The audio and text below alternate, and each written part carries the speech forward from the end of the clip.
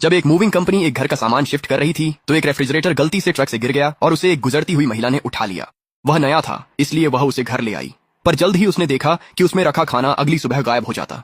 पता नहीं किस शक्ति ने दया कर मेरे सैनिकों के लिए यह भोजन भेजा है। अगर आप और खाना कपड़े भेज सकें ताकि मैं निंगजोउ के बर्फीले मैदानों में बचे 3000 सैनिकों को बचा सकूं, तो मैं श्याओ जुनहेंग सदा आभारी रहूंगा।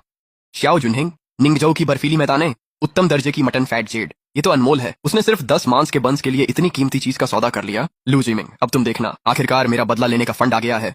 श्याओ जुनहेंग, है ना? रुको जरा, मैं तुम्हारे लिए खरीदारी करने जा रहा हूँ, सब कुछ भरपूर ले आऊंगा। जिमिंग, इस बर्फ जैसी जेड की कंगन को देखो, क्या यह खूबसूरत नहीं है? यह सिर्फ 18 लाख की है। क्या तुम मेरे लिए इसे खरीदोगे? सु नानशिंग, क्या तुम मेरा पीछा कर रही हो? कल बाहर फेंकने के बाद भी तुम यहाँ आ गई। नानशिंग, क्या तुम इतनी कंगाल हो कि यहाँ भीख मांगने आ गई? ये ट्रेजर पवेलियन है, खुद को बेचकर भी तुम ये कालीन नहीं खरीद सकती। मैं कचरे के ढेरों का पीछा क्यों करूंगी? अपने चीफ इवैल्यूएटर को बुलाओ, मुझे कुछ बेचना है। क्या तुम्हारे पास कुछ है? मैं सु परिवार की सारी संपत्ति पहले ही बेच चुकी हूँ।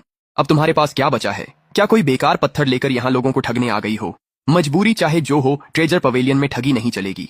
गार्ड्स तुम्हें बाहर फेंक देंगे, बहुत शर्मिंदगी होगी। मैडम, मिस्टर जाओ बिजी हैं और छोटी चीजें नहीं देखते, कृपया सामने की दुकान में कोशिश करें। रुको, उसे मत छुओ। मिस्टर जाओ, धीरे चलिए। मिस्टर जाओ, शांत हो जाइए, ये तो बस एक बेकार पत्थर है। वो कंगाल शायद ये नकली चीज सड़क किनारे किसी ठेले से 10 रुपए में खरीद लाई होगी। चुप रहो, तुम्हें कुछ भी पता नहीं है। कौन सा सड़क का ठेला ऐसी उच्च श्रेणी की हेथियन मटन फैट जेड बेचता है? हे भगवान, ये जेड कितना गर्म, बेदाग और ठोस मलाई जैसा चिकना है, और यह नक्काशी कितनी साहसी और सटीक है। एक मोती के साथ खेलता हुआ ड्रैगन। ये महान युआन राजवंश की शाही मुहर है जो उच्च श्रेणी के मटन फैट जेड से तराशी गई है। यह अनमोल है, बिल्कुल अनमोल। यह असंभव है। सु नानशिंग दिवालिया हो चुका है, उसके पास ऐसी चीज कैसे हो सकती है? ये जरूर नकली होगी। बाहर निकलो, इस खजाने का फिर अपमान किया तो पुलिस बुला लूंगा। जाओ, कीमत बताइए, मुझे जल्दी है। मैडम, नीलामी में इसकी बोली 30 करोड़ से शुरू होगी। अगर आप ट्रेजर पवेलियन को एक्सक्लूसिव नीलामी का जिम्मा देंगी तो मैं आपको 50 मिलियन की एडवांस जमा राशि दूंगा और कमीशन माफ कर दूंगा। वह जेड की मुहर मेरी है। सु नानशिंग मेरी मंगेतर है और यह सु परिवार की छुपी हुई संपत्ति है। सुरक्षा, तुमने सच में मुझे मारा? बिल्कुल मारा। हमने कल ही अपनी सगाई तोड़ दी थी। ये सेटलमेंट एग्रीमेंट में साफ साफ लिखा है। ये जेड मेरा है, चुराया तो जेल भेज दूंगी। मिस्टर झाओ, इसने इसे अपना बताकर छीनने की कोशिश की, आप गवाह हैं। मैंने अपनी आंखों से सब कुछ देखा।